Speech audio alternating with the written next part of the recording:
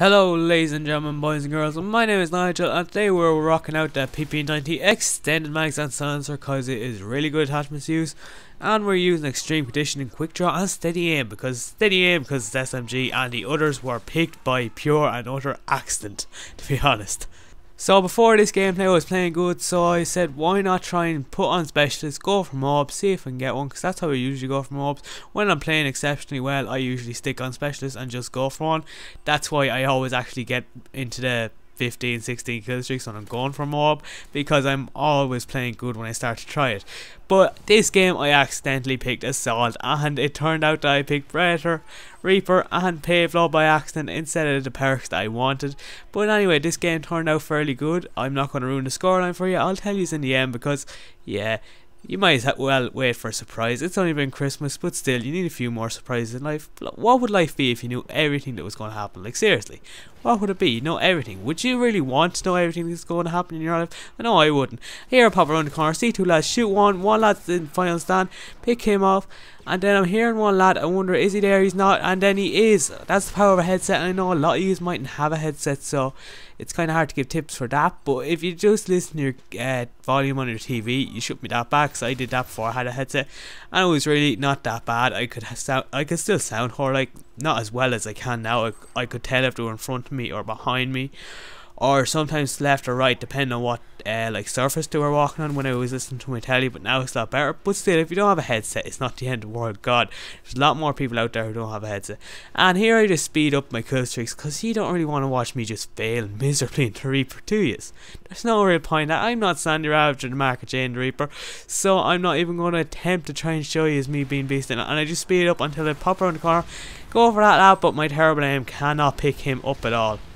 Here I have my sight hook going around the corner, and I'm able to pick him off with a bit of poor aim, but still, I got the kill. Aim doesn't really matter just as long as you get the kill. If you have to shoot 10 bullets and it only takes 5 bullets to kill that, it doesn't matter. It doesn't matter about accuracy. Accuracy doesn't mean shit. There are people with 10% accuracy and they could have they could go 30-1 every single game. It just depends. They might use LMGs and just spray a lot. I did that in Black Ops. My M60 accuracy in Black Ops was 6%. I won't lie, I was terrible. But anyway, M60, big ammo, hit fire for days, just use scavenger and then just duct tape the R1 button. I think it is, I can tell my left from my right, it was the R1 button, but that's a bit off topic, because I'm supposed to be giving you tips, and I'm not really giving you tips if I'm talking about Black Ops, am I? So I run up the stairs here, right, and then I see this lad's muzzle flash, come around the corner and just pick him off like that. It's as simple as that. You didn't need a headset for that. You could just see the muzzle flash. Just pay attention to everything. Shadows tell a whole lot in this game. Infinity Ward and since God knows when have actually implemented shadows, and that's how you can get a lot of kills and a lot of people sneaking around corners. Shadows depends on what way the sun is facing, but still you can get a lot of kills by shadows.